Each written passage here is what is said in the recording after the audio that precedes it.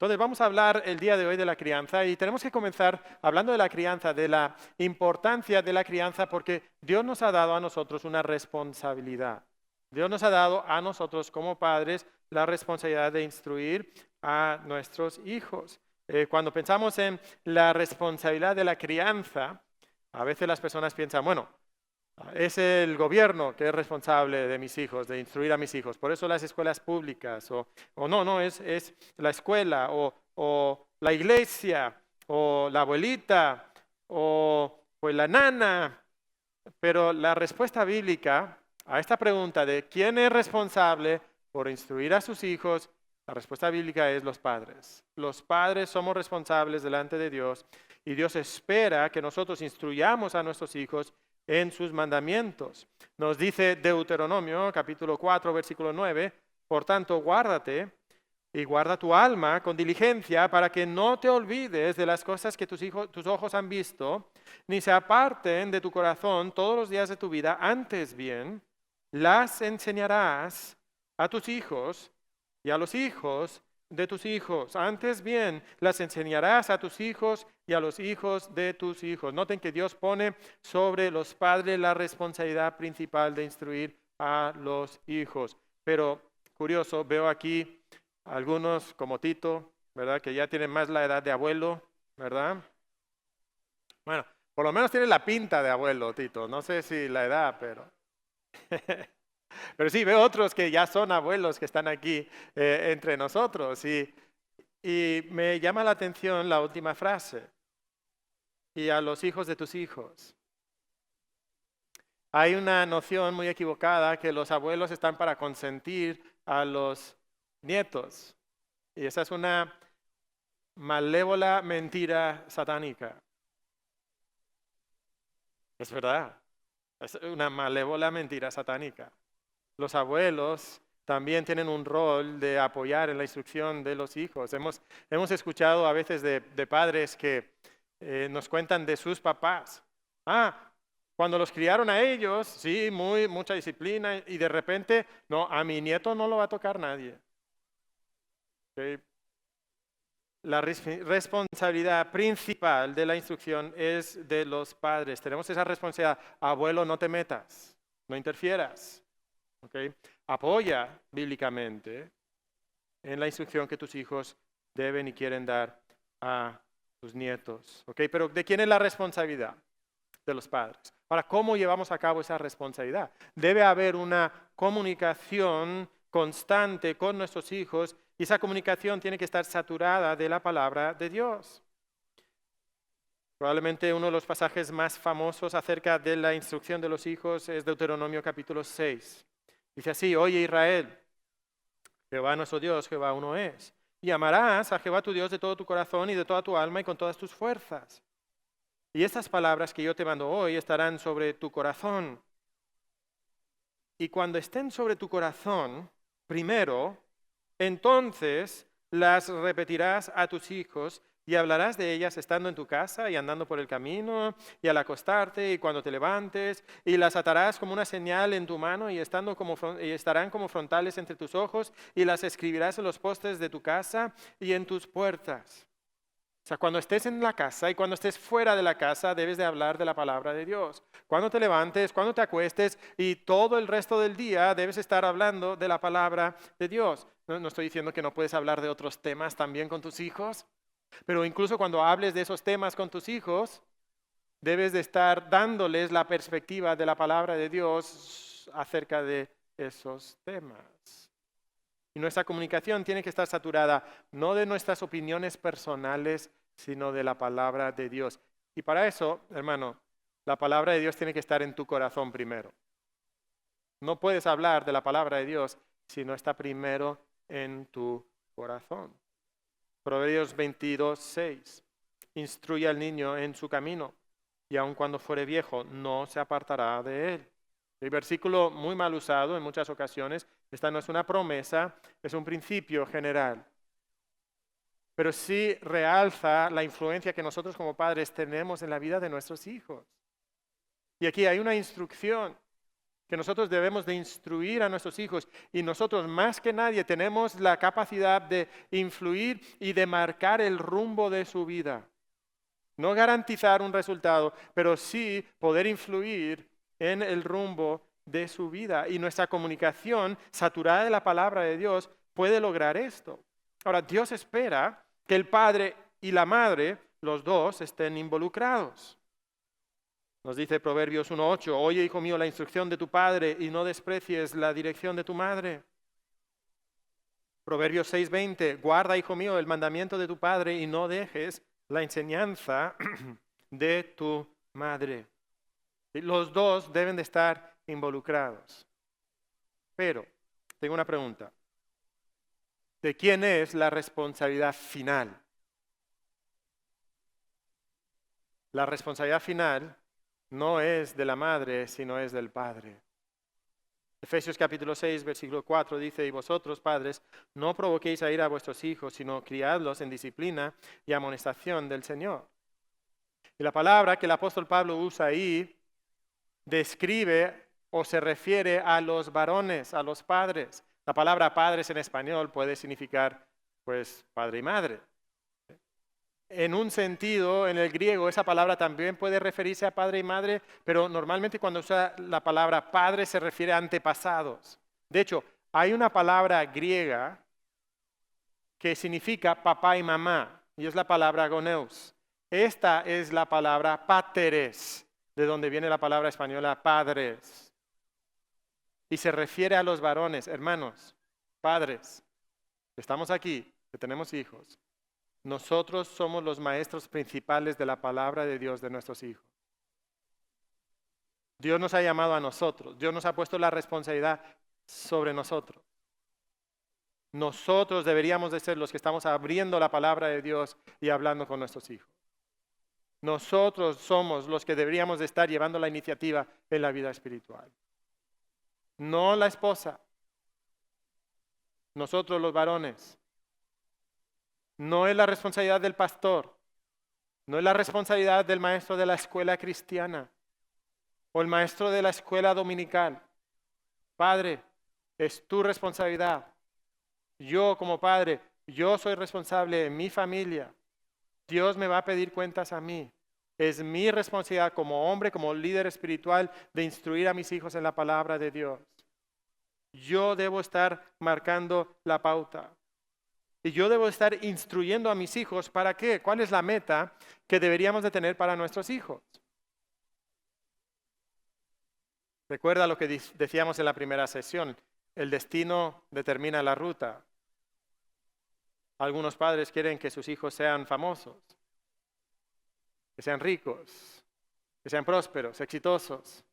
Algunos simplemente quieren que vivan una buena vida, que puedan casarse, tener la parejita, y comprar la casita y tener un carrito. No, yo no quiero que sea rico y famoso y todo eso. No, yo nada más quiero que viva una vida tranquila. Hermanos, todas esas metas son metas deficientes. No hay nada de malo en algunas de esas cosas. Pero si esa es tu meta principal en la crianza de tus hijos, te estás equivocando seriamente. ¿Qué es lo que Dios quiere para nuestros hijos? Lo que Dios quiere, la meta que Dios tiene para tus hijos, es que tus hijos reflejen a Cristo amando y sirviendo a Dios con todo su corazón. Y cuando ellos hagan eso, su vida va a glorificar a Dios. Dios hace todo para su gloria. Ok, todo. Y Dios quiere que tus hijos sean para su gloria. ¿Cómo van a ser para la gloria de Dios tus hijos? ¿Cómo? Bueno, cuando ellos reflejan a Cristo en su vida. Cuando ellos aman y sirven a Dios con todo su corazón, eso es cuando ellos van a poder glorificar a Dios. Hermano, ¿qué meta tienes para tus hijos?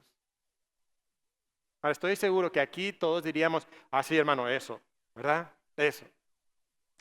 Pero en el día a día, ¿cuáles son las prioridades que tú demuestras a tus hijos? Una cosa muy simple. La mayoría de nosotros no permitiríamos que nuestros hijos se acuesten sin haber hecho la tarea para el siguiente día. Les insistimos, ¿has hecho la tarea? ¿Has hecho la tarea? No, no, sí. ¿Qué tal su devocional personal? ¿Pones el mismo grado de insistencia en el devocional personal o en el devocional familiar? ¿No es verdad que la primera cosa que cede en el horario es el devocional? Eso es lo primero que descartamos. Es que hay tantas cosas que hacer, entonces ya no hay tiempo para eso. Tenemos tiempo para las cosas que son verdaderamente importantes para nosotros. Y de una manera indirecta y subliminal, nosotros le estamos mandando mensajes a nuestros hijos acerca de lo que es realmente importante. Decimos que Dios es importante, pero a primeras de cambio faltamos a la iglesia. Es que el sobrino de un tío abuelo, de mi cuñada, cumple años, entonces hay que ir al cumpleaños. Y ya no hay tiempo para ir a la iglesia. ¿Qué es lo que nuestros hijos perciben? Pues la realidad de nuestras prioridades. De que realmente tenemos unas metas diferentes. Ahora, todos nosotros sabemos que esta meta es extremadamente difícil. Y es difícil por la naturaleza de nuestros hijos. La Biblia nos indica cuál es la verdadera naturaleza de nuestros hijos. ¿Cómo son nuestros hijos? Proverbios 22:15. La necedad está ligada al corazón del muchacho, mas la vara de la corrección la alejará de él. Eclesiastés 7:29. He aquí solamente esto he hallado, que Dios hizo al hombre recto, pero ellos buscaron muchas perversiones. ¿Cómo es el corazón del niño? Es necio, es pecador, es malo, es malo. Nos cuesta aceptar eso. Cuando nacen nuestros hijos, los tomamos en brazos y es uno de los momentos más tiernos, ¿verdad?, de nuestra vida. Mira esta hermosura. Mira esta hermosura. Qué bonito. Es un angelito. Es verdad, es un angelito caído. O sea, es un demonio en potencia, ese niño bonito. Y necesita una obra milagrosa que Dios hace a través de la palabra de Dios que nosotros enseñamos a nuestros hijos. Y no queremos reconocer esa naturaleza real de nuestros hijos. ¿Sabes? Antes la sociedad aceptaba esto. Hace ya varias décadas, la Comisión Anticrimen del estado de Minnesota dijo lo siguiente: cada bebé empieza su vida como un pequeño salvaje. Es completamente egoísta y unipersonal. Quiere lo que quiere cuando lo quiere. Su biberón, la atención de su madre, los juguetes de sus amigos, el reloj de su tío o lo que sea.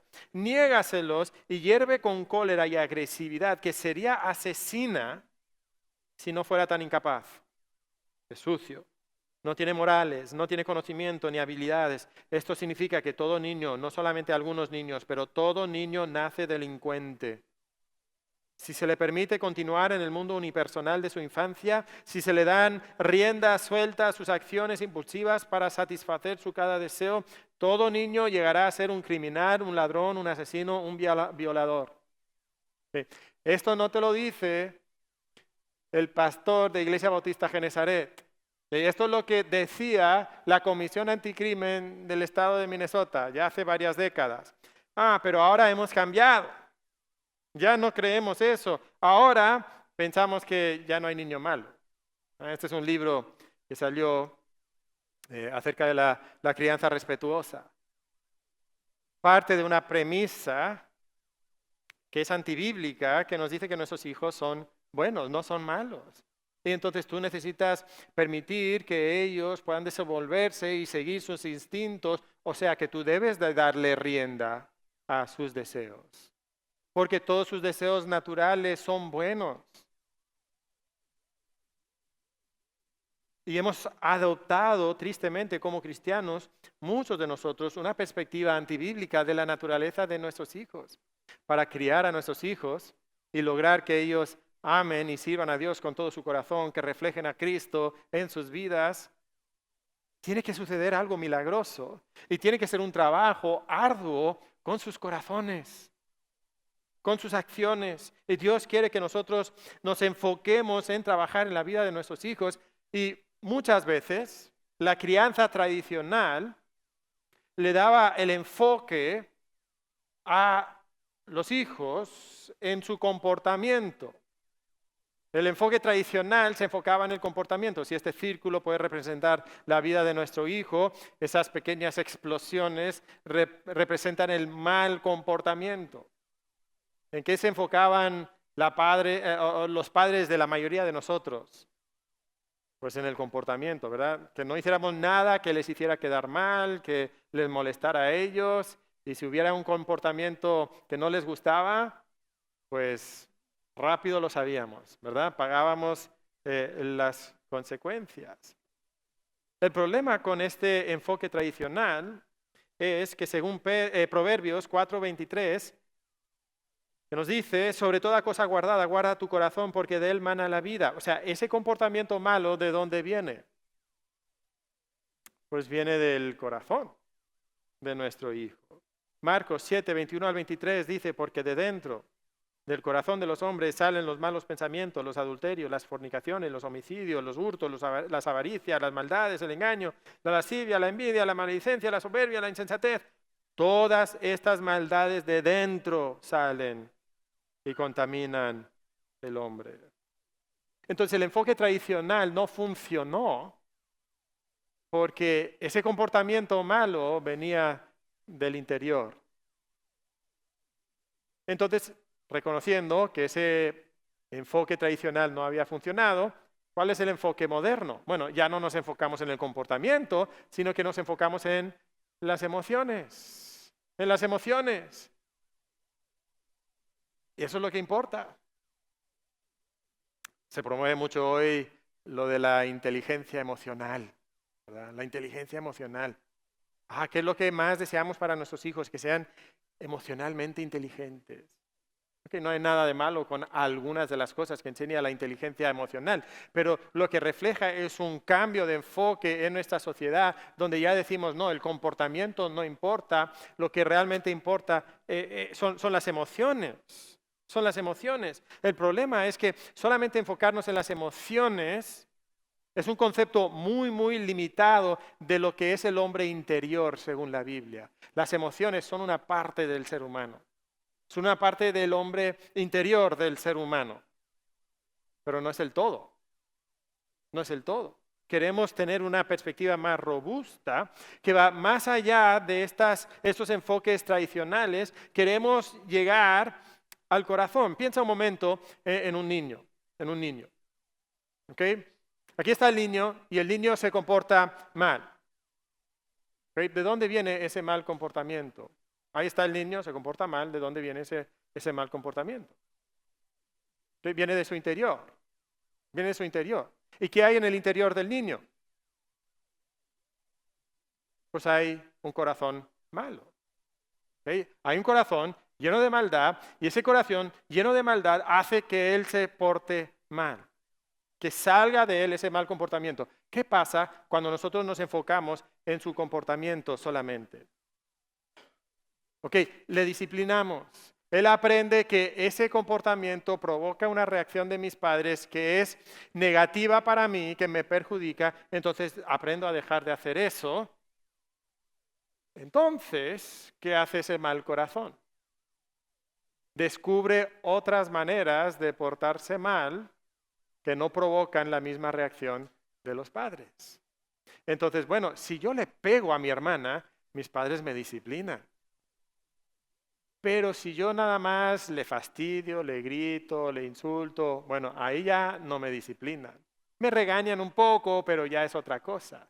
Y entonces, ¿qué hace la maldad de su corazón? Encuentra nuevas maneras de expresar su maldad. ¿Por qué? Porque esa maldad sale del corazón, sale del interior. Entonces, lo que nosotros necesitamos es un enfoque doble sobre el corazón y también sobre el comportamiento. Necesitamos la disciplina, una disciplina que se enfoca en el comportamiento, pero necesitamos también el discipulado que trata con el corazón. Para estas son divisiones un poquito artificiales porque la disciplina va de la mano del discipulado y de hecho tiene la misma raíz, ¿no? Disciplina, discipulado, vienen de la misma raíz y parte del discipulado es la disciplina de acuerdo a la palabra de Dios. Pero creo que podemos separarlos un poquito para destacar estos dos enfoques que tenemos que tener. Sí, tenemos que enfocarnos en el comportamiento. A diferencia de lo que nos dice nuestra sociedad. No, tú deja que el niño haga lo que quiera. Tú nada más empieza a trabajar en sus emociones. No, eso es antibíblico. Okay. Pero reconozcamos que muchas veces, incluso en familias cristianas, donde se ha aplicado la disciplina, hemos fallado en no trabajar con el hombre interior. Nos hemos conformado con un comportamiento exterior que es aceptable según nuestros gustos. Proverbios 29:1 dice, la vara y la corrección dan sabiduría, mas el muchacho consentido avergonzará a su madre. Proverbios 23:26, dame, hijo mío, ¿qué? Tu corazón. Y miren tus ojos por mis caminos. Notamos aquí este doble enfoque en Proverbios. Sí, hay vara, sí, hay corrección, pero también trabajamos con el corazón. Y quisiera tocar aquí un punto, aclarar algo. La disciplina sí se enfoca principalmente en corregir el mal comportamiento, pero la disciplina tiene efectos más allá. Algunos que son pedagogos o pedagogas, educadores, dicen que el castigo o la disciplina es mero conductismo, como los perros de Pavlov. No, pues le estamos castigando y eso realmente no cambia nada y nosotros no queremos caer en eso. Pero mira lo que dice la palabra de Dios acerca del castigo. Proverbios 20:30. Los azotes que hieren son medicina para el malo y el castigo purifica el corazón. Dios ha diseñado la disciplina bíblica cuando es aplicada correctamente para que llegue también y tenga efectos en el corazón de nuestros hijos. Entonces, pensemos un momento en esto. La disciplina se enfoca en el comportamiento. Quiere tratar con ese mal comportamiento y Dios nos ha llamado como padres a tratar con ese mal comportamiento. Pero también tenemos que enfocarnos en el discipulado, que quiere tratar con el corazón. Quiere ir más allá del comportamiento externo, visible, para encontrar las raíces de ese mal comportamiento en el corazón de nuestros hijos. Ahora, ¿qué pasa cuando no tenemos esta combinación bíblica, eficaz? ¿Qué pasa cuando solo disciplinamos? Bueno, ya lo hemos visto. Disciplinamos a nuestros hijos por ese mal comportamiento que ellos tienen. Corregimos una cosa, luego corregimos otra cosa, pero ¿qué hace la maldad de su corazón? Pues hace que encuentren nuevas maneras de expresar su mal corazón, su pecado. ¿Qué pasa cuando solamente usamos la comunicación? Esto es lo que pasa hoy día. Esto es lo que pasa normalmente hoy día. No, tú no lo disciplines a tus hijos, no, para nada. ¿Ok? ¿Qué pasa cuando solamente usamos la comunicación? Hablamos con nuestros hijos. Pero la Biblia nos dice que el necio menosprecia el consejo. Y la necedad está ligada al corazón del muchacho. Tu hijo es un necio. Y entonces, cuando tú intentas hablar con él, alrededor de su corazón hay una coraza de rebeldía que hace que tu comunicación no llegue a su corazón. Y lo hemos visto, ¿verdad? Estamos hablando con nuestros hijos, esto especialmente cuando van creciendo un poquito más, y están sentados ahí en el sofá, están con los brazos cruzados y están así.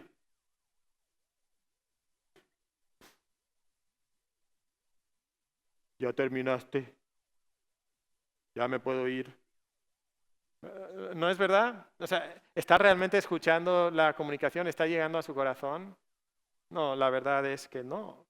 Entonces lo que necesitamos es esa combinación bíblica y eficaz, donde tenemos el castigo, ¿ok? El castigo, la disciplina, que corrige ese mal comportamiento, ¿sí? Entonces tenemos la disciplina, pero también, ¿qué más tenemos? Tenemos la comunicación. La comunicación. ¿Qué sucede cuando aplicamos las dos cosas bíblicamente? Ok, sí, corregimos el comportamiento. Y ahora viene la comunicación. ¿ok? Y parte de la comunicación no va a llegar al corazón de nuestros hijos, pero cuando disciplinamos bíblicamente, esa coraza de rebeldía se resquebraja. Y ahora la comunicación que compartimos con ellos tiene la oportunidad de llegar a su corazón. No todo va a llegar a su corazón, pero esa comunicación puede llegar a su interior. Y Dios puede usar esa comunicación saturada de la palabra de Dios para transformarles, para instruirles, para encaminarles en el camino que Dios quiere para sus vidas. Ahora podemos hablar de muchos temas prácticos, para eso el podcast, ¿ok? Pero recordemos qué es lo que transforma el corazón de nuestros hijos. Lo que transforma el corazón de nuestros hijos es el Evangelio. El Evangelio cambia el corazón de tus hijos. Tu gran sabiduría no va a cambiar el corazón de tus hijos. Una comunicación saturada de tus experiencias personales no va a cambiar el corazón de tus hijos. Lo que leíste en la última publicación de crianza respetuosa no va a cambiar el corazón de tus hijos. Lo que va a cambiar el corazón de tus hijos es el Evangelio. Por eso tu comunicación tiene que estar saturada del Evangelio. Recuerda el Evangelio, conocemos el Evangelio. Déjame darte un pequeño resumen del Evangelio. ¿Okay? Dios creó al hombre para su gloria, con la capacidad de reflejarle. Éramos los virreyes de Dios sobre la tierra, viviendo en su reino. Y Dios quería que nos reprodujéramos y llenáramos la tierra de otros que representaban y reflejaban la gloria de Dios. Eso era lo que Dios hizo, el diseño original de Dios. Pero el hombre pecó en contra de Dios, se rebeló en contra de Dios. Dijo, no, yo no quiero reflejar a Dios, yo quiero ser como Dios. No quiero ser el virrey de Dios, yo quiero sentarme en el trono de Dios. Y entonces pecamos en contra de Dios. Pero Dios en su amor y gracia envía a su Hijo Jesucristo para que Él viva una vida perfecta y muera una muerte vicaria, una muerte sustitutiva, tomando nuestro lugar sobre la cruz, descargando sobre Él la ira que nosotros merecíamos, resucitando al tercer día, demostrando que había consumado la obra de redención y que era realmente lo que dijo ser el Hijo de Dios, para que ahora todo aquel que cree en Jesucristo se arrepiente de sus pecados, que entonces pueda tener vida eterna. Esa es la respuesta que Dios pide de nosotros. El hombre debe de responder con arrepentimiento y fe. Este es el Evangelio. Y hermanos, yo sé que la mayoría de los que estamos aquí sabemos esto. Y lo que Dios quiere es que nosotros entendamos el Evangelio como el centro teológico y práctico de nuestra vida. Entendamos que nosotros somos incapaces de hacer lo que Dios quiere. Entendamos que Dios quiere responder a nuestras necesidades, restaurando nuestra relación con Él. Y para eso necesitamos la gracia de Dios. Es imposible sin la gracia de Dios. Y necesitamos la gracia que Él nos da a través del Evangelio de Jesucristo. Pero hermanos, eso no niega que también necesitamos poner en práctica las otras cosas que Dios nos dice en su palabra, como la disciplina corporal. En nuestro mundo esto es bien rechazado, hasta penalizado legalmente. Normalmente cuando no lo practicamos correctamente y reconozcamos que hemos practicado muy mal, muchos de nosotros, la disciplina corporal. Y para eso les voy a recomendar ¿qué? El podcast, ¿verdad? El podcast, porque hay como 3 episodios en diferentes momentos que hemos dado mucha más información acerca de cómo usar la vara de manera correcta. ¿Cuál es nuestro objetivo? Que tengamos hijos que reflejen a Cristo amando y sirviendo a Dios con todo su corazón y que así le glorifiquen. Ese es nuestro objetivo. ¿Se acuerdan? Lo dijimos al inicio. Pero la manera de hacerlo es teniendo ese doble enfoque que se enfoca en su comportamiento y también que llega a su corazón con una comunicación saturada de la palabra de Dios y sobre todo del Evangelio. Ahora, quisiera terminar dándoles una pequeña muestra de dos conversaciones que pudiéramos tener con nuestros hijos. Y vamos a ver que son muy diferentes.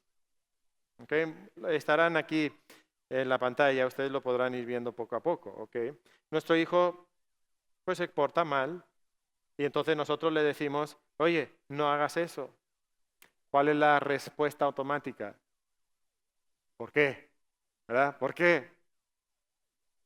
Y nosotros contestamos, porque está mal. Ok, pero yo todavía lo quiero hacer. Ok, pero no debes hacerlo. ¿Pero por qué? Siempre la pregunta, ¿verdad? Pues porque Dios dice que está mal.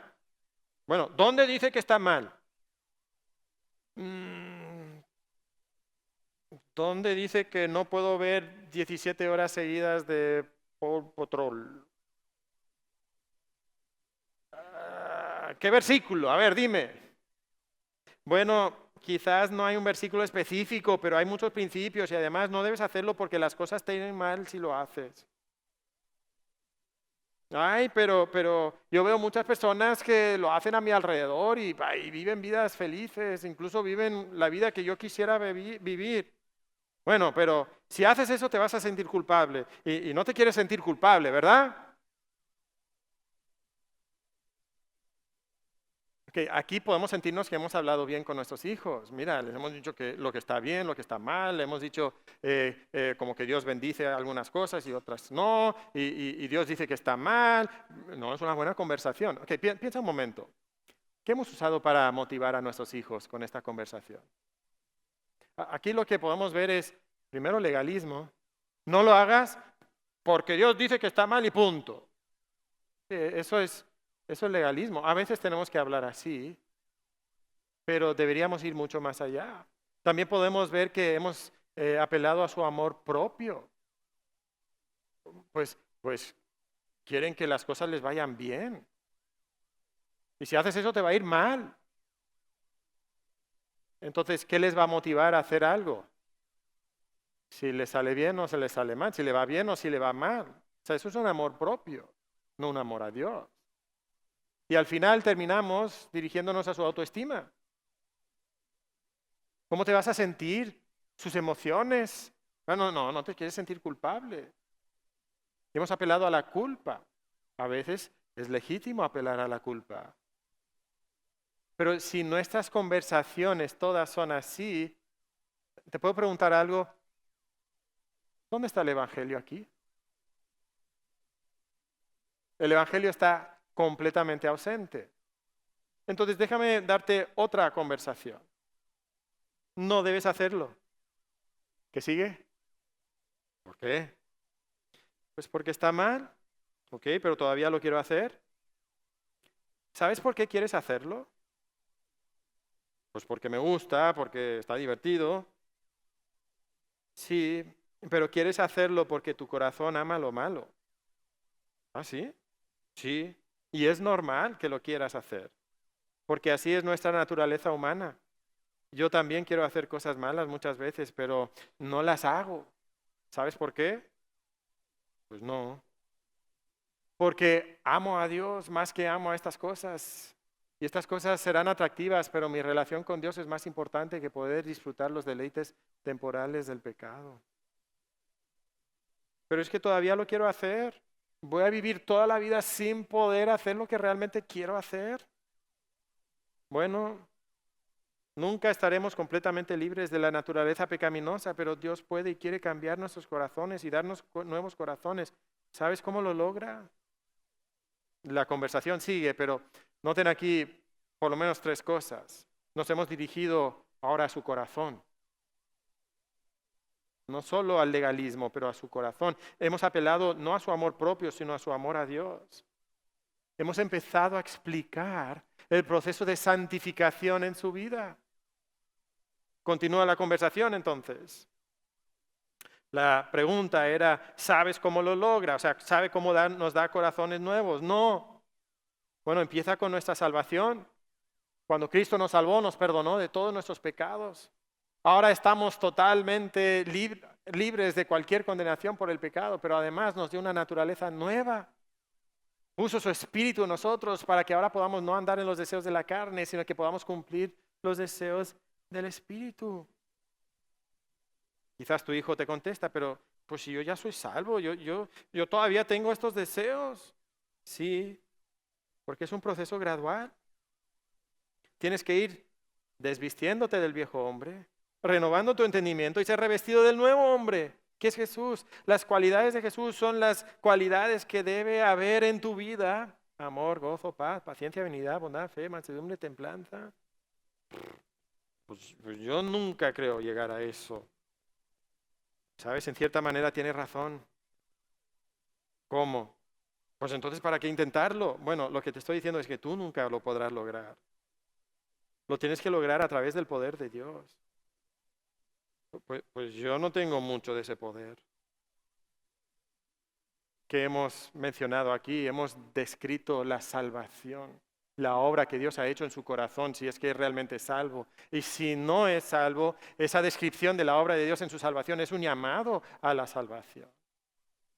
Hemos resaltado la incapacidad del ser humano de hacer lo que Dios quiere. Tu hijo es incapaz de hacer lo que Dios quiere. Yo soy incapaz de hacer lo que Dios quiere de mí. Hemos destacado eso, pero también hemos dirigido su atención ¿a qué? Al poder de Dios. Al poder de Dios. El hijo termina diciendo, pues yo no tengo mucho de ese poder. Y entonces continúa la conversación diciendo, pero puedes tenerlo. ¿Así? ¿Cómo? Cuando el Evangelio llegue a ser lo más importante para ti. El Evangelio, pero si yo ya soy salvo. Sí, pero cuando Cristo murió por ti, Él no solamente te libró de la paga del pecado, el infierno, también te libró del poder del pecado. Ahora el pecado ya no te puede obligar a pecar. Si tú pecas es porque quieres pecar. Bueno, pues eso sí, ya lo sabía. Sí, pero entiendes que Cristo murió una cruel y sufrida muerte para que pudieras ser libre del pecado. Cuando escoges pecar, estás menospreciando todo lo que Cristo hizo en la cruz por ti. Pues la verdad es que nunca lo había pensado así, papá. Además, cuando pecas, estorbas tu relación con Dios y esa relación íntima es la relación más bella que alguien puede tener. Y si tú no lo ves así, déjame decirte por experiencia propia que es verdad. No hay nada que se compara con andar en comunión íntima y real con Dios. Y tú puedes tener esa relación con Él. Pero si constantemente andas en pecado, no lo podrás tener. Oye, ¿por qué no oramos para pedir que Dios te ayude en esta lucha? Aquí que vemos, pues el Evangelio, ¿verdad? Hemos dirigido su atención al Evangelio, hemos hablado del sacrificio de Cristo en la cruz, hemos hablado de la importancia de nuestra relación personal con Dios. ¿No es muy diferente la primera conversación de la segunda? Hay muchas diferencias, una de las cuales es la longitud. La primera conversación en una pantalla, ¡pum!, la acabamos. Y no es verdad que muchas veces eso es lo que queremos. No, acaba rápido, rápido. No, es que estoy viendo el partido y no me quiero perder alguna jugada. Todo es rápido. Deja de hacer eso. ¿Pero por qué? Porque Dios dice que está mal y soy tu papá. Te portas bien o si no, te va a calentar. Y ya. Y eso lo podemos decir mientras el jugador de fútbol va por el balón en la banda, antes de que vaya a sacar. Pero esta clase de conversaciones requiere mucho más tiempo. ¿Sabes lo que también requiere? Lo que decía Deuteronomio capítulo 6. Estas palabras que yo te mando hoy estarán sobre tu corazón. Porque quizás tú dices, hermano, yo nunca podría tener una conversación así con mi hijo. Yo te digo que sí puedes. En esa conversación no hay nada que tú no supieras. Tú conoces estas verdades, son las verdades básicas del Evangelio. Es simplemente tener un corazón tan lleno de la palabra de Dios, tan saturado de la palabra de Dios, que cuando tú hablas, con tus hijos, lo que sale de ti es la palabra de Dios. De meditar en el Evangelio constantemente para que cuando tú hables con tus hijos, lo que sale de tu boca es el Evangelio. Pero esto es lo que Dios quiere para nosotros. Y esta es, hermanos, esta es la herramienta más poderosa que existe. No son las bombas nucleares. Es el Evangelio de Jesucristo.